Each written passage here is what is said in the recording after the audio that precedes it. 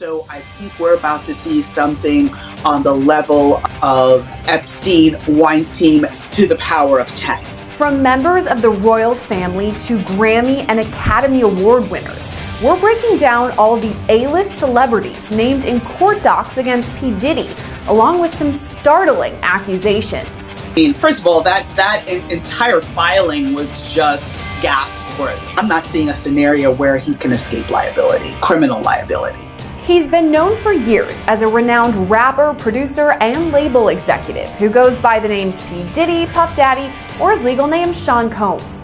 Whatever name you want to call him, he's no stranger to legal troubles. Just this week, both Diddy's homes in Miami and Los Angeles were raided by Homeland Security. According to former prosecutor Melba Pearson, they're likely looking for some specific evidence. The feds are doing raids at 3 different homes of P. Diddy, including his homes in California, in Florida, and in New York. And what I think they're looking for are videos. So basically, P. Diddy had a habit, allegedly, based on told to us through the filings by Cassie Ventura. They have all said that he had a habit of liking to video either him abusing other people or forcing other people to abuse each other for his pleasure, and would record all of that. So I think those are some of the things that the feds are looking for. I think they're looking for other types of evidence to corroborate the statements that were made by Little Rod, by Cassie Ventura, and the other people have come forward saying that he did abuse them. So they're looking for corroborating evidence and basically the building blocks to put together what will end up being a massive criminal case. So far, Diddy hasn't been arrested, but he has already faced his fair share of legal issues. Last year, Diddy's ex-girlfriend, Cassandra Ventura, who you probably know as singer Cassie, accused him of sex trafficking and sexual slavery. She alleged that Diddy raped her and beat her so severely that she was bruised. Cassie also alleged Diddy made her have sex with prostitutes and recorded it on video. She also says he forced her to carry a gun. Cassie sued him under New York's Adult Survivors Act and settled with Diddy outside of court just 1 day after the suit was filed. Joy Dickerson-Neal also filed suit against Diddy under the Adult Survivors Act, accusing him of drugging and sexually assaulting her back in 1991 when she was a college student at Syracuse University. Diddy was slammed with yet another lawsuit last month, this time brought on by music producer Rodney Jones, also known as Lil Rod. The 73-page lawsuit lays out dozens of allegations against Diddy, including that he forced Lil Rod to hire prostitutes and have sex with them. The court doc also claims Diddy himself assaulted Lil Rod, but that's not the only bombshell allegations revealed in the detailed documents. Lil Rod doesn't shy away from publicly naming other celebrities he says assaulted him. I don't know that Cuba Gooding Jr. is going to escape from that one. Let's start with the allegations against Academy Award-winning actor Cuba Gooding Jr. Lil Rod alleges Diddy was, quote, grooming him to pass him off to his friends. This fear became reality when Mr. Combs introduced Mr. Jones to Cuba Gooding Jr. when they were on Mr. Combs' yacht. There's actually photos of their interaction together too, which are laid out in those court documents. In the first pic, you see Diddy and Cuba talking with Diddy's arms on Cuba's. In the next pic, Cuba has his arm around Lil Rod and is smirking. Court docs go on to state, quote, Cuba Gooding Jr. began touching, groping, and fondling Mr. Jones's legs, his inner thighs near his groin, the small of his back near his buttocks, and his shoulders. He rejected his advances, and Mr. Gooding Jr. did not stop until Mr. Jones forcibly pushed him away. In the last couple of years, there were allegations against him for sexual assault. So now we have those prior allegations, and now we see him tied to this case as allegedly trying to, assault a Little Rod, assault others. Back in 2019, Cuba was booked on misdemeanor charges of forcible touching and sexual abuse after he allegedly groped a woman in Times Square. By the next year, 3 women had come forward accusing him of non-consensual sexual touching. He eventually reached a deal with prosecutors that required 6 months of counseling but no jail time. I'm getting the feeling where there's smoke, there's fire. right? Because now we have two different instances where you're accused of the same type of behavior, years apart. I think there's something there. And I don't know that Cuba Gooding Jr. is going to escape from that one, because he already saw definitely people moving away from him within Hollywood circles and other circles once those first sexual assault allegations came out. So at this point, I don't think he's going to get away with it a second time. Is it possible that he could face charges based on these allegations that were brought forward by Lil Rod? It is possible as well.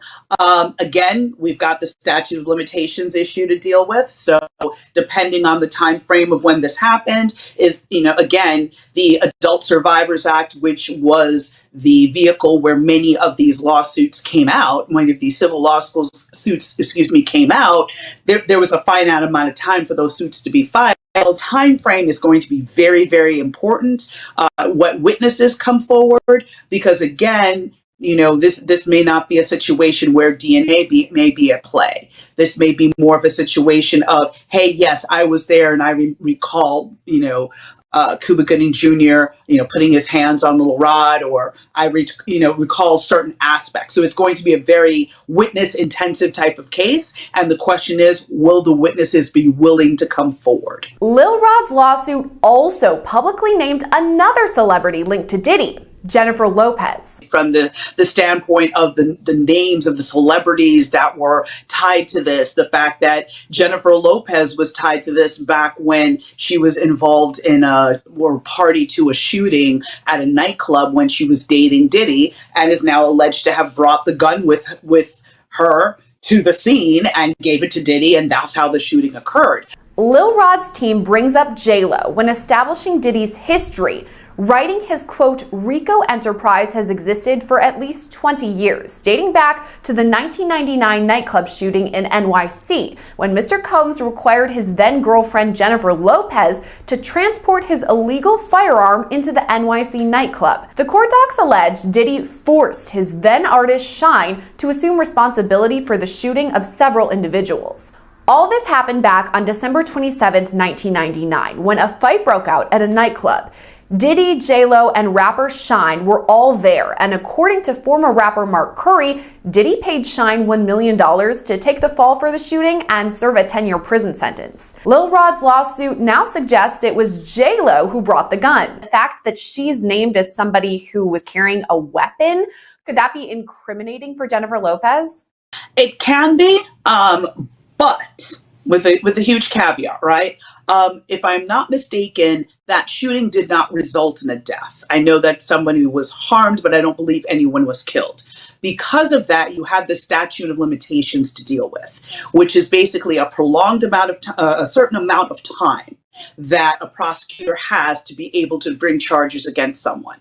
And it varies from state to state. But the one thing is consistent is that there is no statute of limitations on murder. So if P. Diddy had actually killed this person, or the person died as a result of their injuries, now J-Lo could be brought into the mix as a co-defendant because of the fact that the person has passed away. But if the person is alive, and maybe they had serious injuries or whatever the case may be, statute of limitations would run, and it is highly likely at this juncture that statute of limitations have expired, therefore she does not have any criminal liability.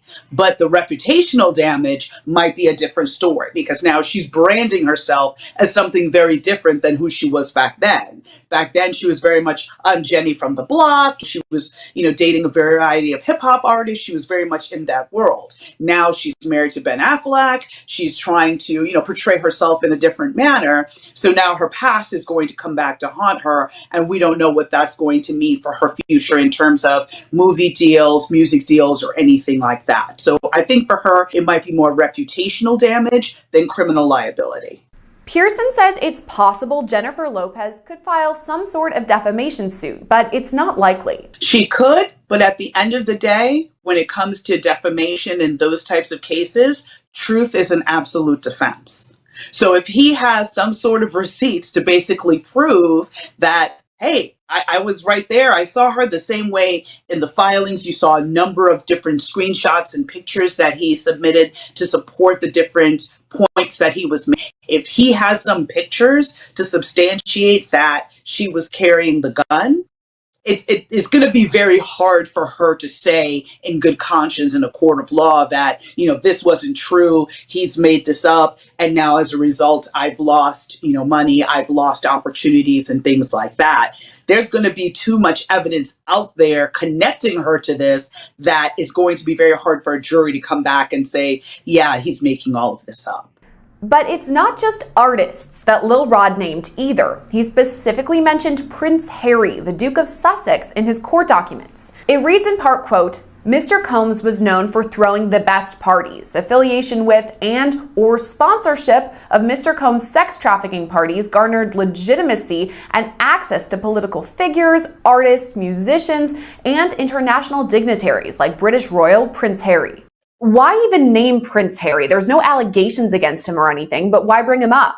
I think it may have been a move to bring more credibility to the filing and say that, basically he being Diddy, was using his fame, fortune, and influence to insulate himself. So he was able to legitimize some of the activities he was doing by having these lavish parties, bringing all these A-list celebrities, but somewhere in a back room or somewhere in another wing, horrible things were happening. So the fact that Prince Harry was there does not necessarily mean he was participating in what was happening.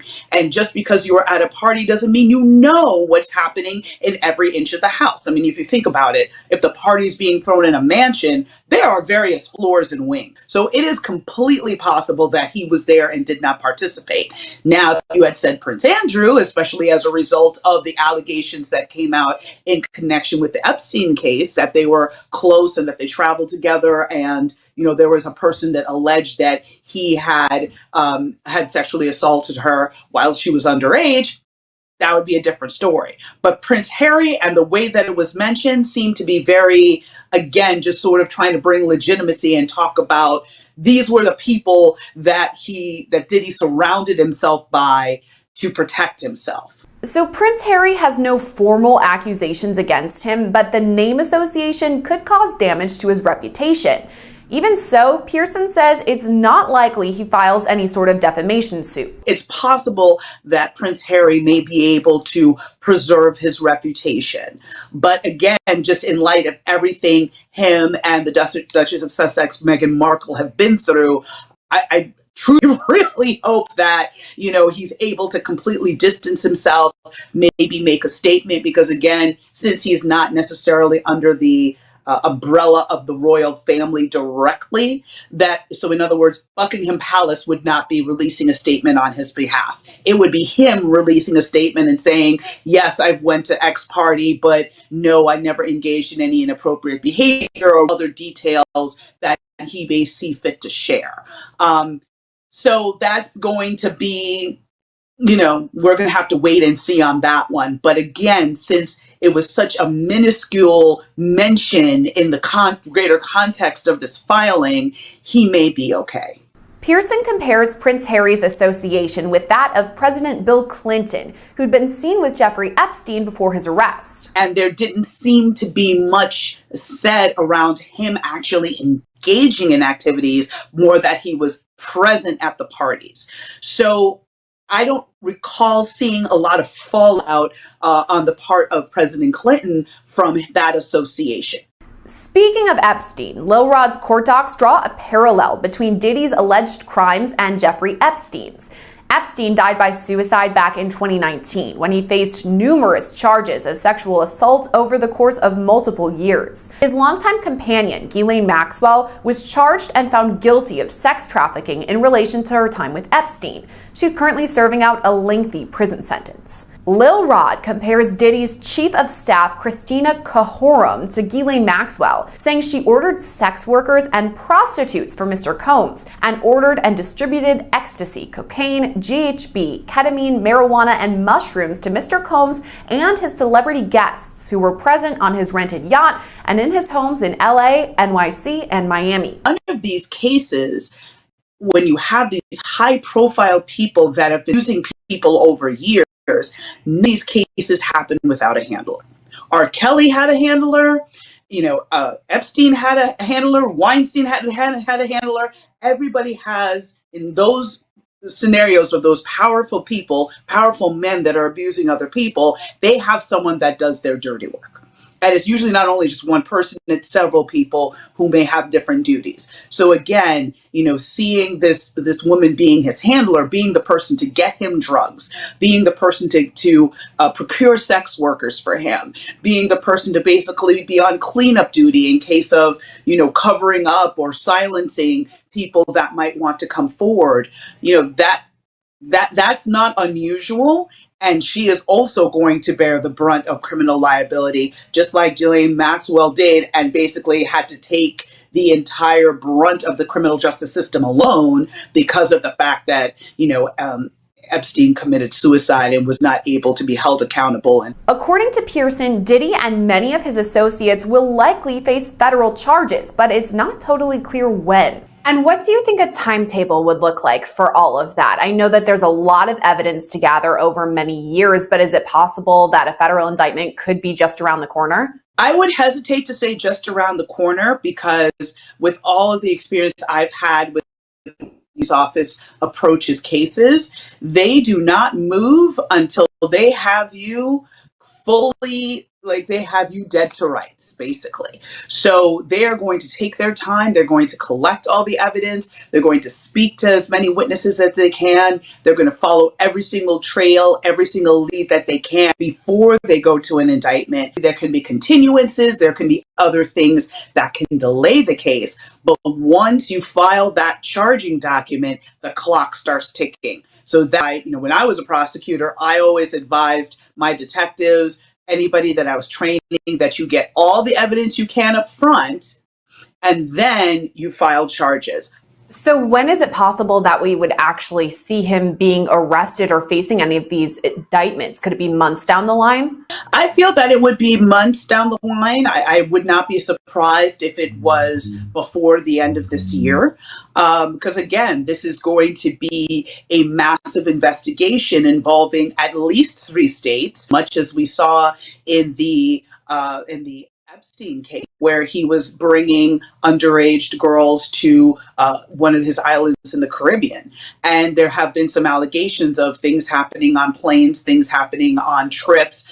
So there may be additional locations that may need to be searched and additional witnesses that may need to be spoken to in order to get a full picture for what charges would be appropriate and what would be the best path forward with this case. And it's possible Diddy serves a lengthy prison sentence for all this if he were to be convicted in criminal court. If this does happen, that P. Diddy is indicted. I know in R. Kelly, we saw quite a large sentence for him. What could P. Diddy be facing if he is convicted of eventual indictments? Yeah, well, it all depends on what charges are brought and how many counts of each charge is brought, right? Because for each charge is usually one victim or survivor attached to that charge. So if the U.S. Attorney's Office is able to pull together 15 survivors, right, and they're willing to come forward and testify, you may see 15 counts. So the question will be, if he's convicted, will all those counts run concurrently, meaning at the same time, or would they all be consecutive? And if it's consecutive, he could be looking at life plus, right? If they're run concurrently, again, depending on the universe of what is charged, he's going to be looking at a prison sentence if convicted. There's going to be no way around that. Is there any possibility that he walks away clean from this, that everything is dropped and he faces no charges or any prison time? Not impossible. I mean, anything is possible, but I don't see that happening. I see him kind of going the path of R. Kelly, where, again, for so many decades, he was able to act with impunity and just, with harming so many, young women.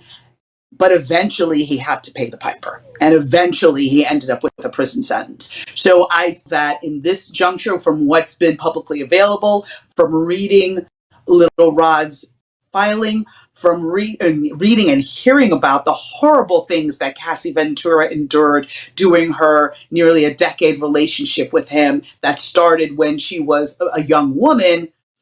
I'm not seeing a scenario where he can escape liability, criminal liability. I'm just not seeing it. It's possible, but I'm not seeing it. In a statement, Diddy's attorney Sean Hawley denies all of Lil Rod's allegations. He writes, quote, "His reckless name-dropping about events that are pure fiction and simply did not happen is nothing more than a transparent attempt to garner headlines. We have overwhelming, indisputable proof that his claims are complete lies." Diddy's son Justin Combs is also mentioned in the lawsuit. A statement released from him reads in part, quote, "Justin Combs categorically denies these absurd allegations. They are all lies. This is a clear example of a desperate person taking desperate measures in hopes of a payday. There will be legal consequences for all defamatory statements made about the Combs family." So far, we have not heard a comment from Cuba Gooding Jr., and as of now, P. Diddy has not been arrested and does not face any criminal charges. Reporting for Law and Crime, I'm Sierra Gillespie.